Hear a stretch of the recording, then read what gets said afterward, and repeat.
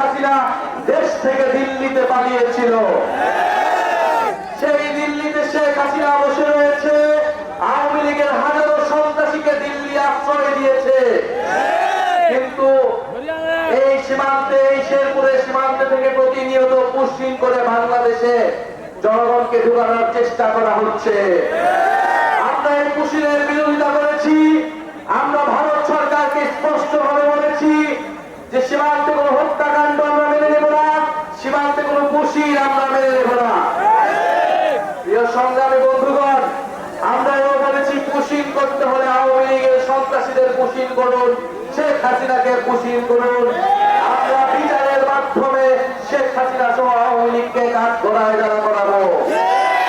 প্রিয় সংগ্রামী শেরপুরবাসী, বিচার সংস্কার এবং নতুন সংবিধানের দাবিতে দেশব্যাপী জুলাই পদযাত্রা হচ্ছে। জুলাই গণঅভ্যুত্থানের 1 বছরের মধ্যেও আমরা এখনো দৃশ্যমান বিচার দেখিনি। আওয়ামী লীগের দোসররা বিভিন্ন জায়গায় রয়ে গিয়েছে, প্রশাসনে ঘাটতি মেরে বসিয়ে রয়েছে। আমরা গোপালগঞ্জে দেখেছি কিভাবে আওয়ামী সন্ত্রাসীরা ছবল মেরে উঠতে চেয়েছিল, কিন্তু আমরা স্পষ্টভাবে বলেছি গোপালগঞ্জকে বাংলাদেশের কোন জায়গায় মুজিববাদীদের আমরা দাঁড় হতে দেব না। যারা এখনো প্রশাসনে, পুলিশে আওয়ামী লীগের দোসর হিসেবে কাজ করছে, আওয়ামী লীগের সন্ত্রাসীদের, আওয়ামী লীগের এমপিদেরকে প্রশ্রয় দিচ্ছে, তাদের বিরুদ্ধে দুর্বার আন্দোলন গড়ে তুলতে হবে। এই শেরপুরে প্রাকৃতিক ভাবে বা বন রয়েছে, সেই বন উজাড় করার কারণে, খাদ্য সংকটের কারণে হাতি লোকালয়ে চলে আসে।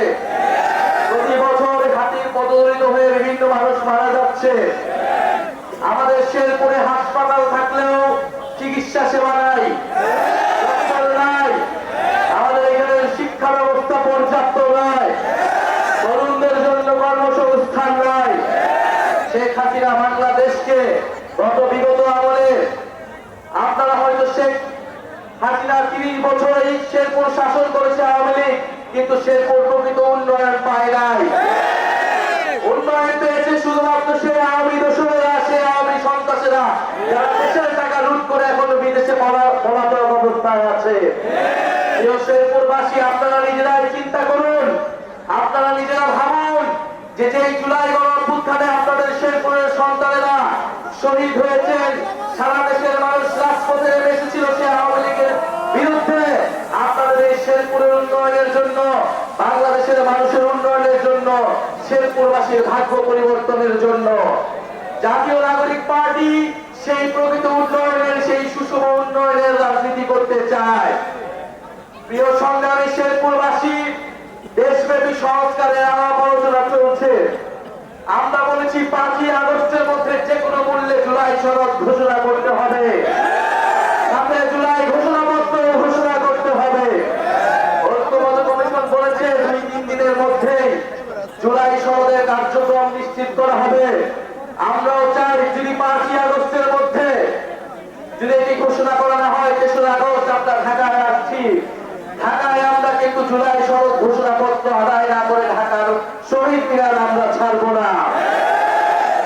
জুলাই সনদে আমরা বলেছি যে কারণে একটি স্বৈরাচারী রাষ্ট্র ব্যবস্থা তৈরি হলো, সেই রাষ্ট্রের সংস্কার করতে হবে, গণতন্ত্র প্রতিষ্ঠা করতে হবে।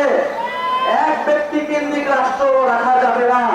একটা রাষ্ট্রে শুধু প্রধানমন্ত্রীর কাছেই ক্ষমতা, সেই রাষ্ট্র আমরা পরিবর্তন চাই।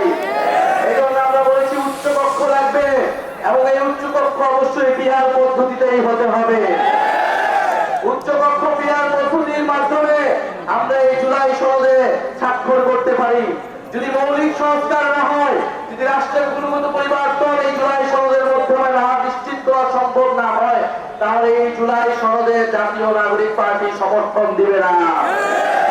আমরা আরো বলতে চাই যে জুলাই সনদের পাশাপাশি জুলাই ঘোষণাপত্র ছাত্র জনতার দাবি ছিল, কিন্তু সরকার বারবার এই দাবিকে উপেক্ষা করেছে।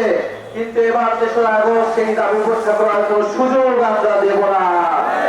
জুলাই ঘোষণাপত্র অবশ্যই জারি করতে হবে এবং নতুন সংবিধানে তা যুক্ত করতে হবে।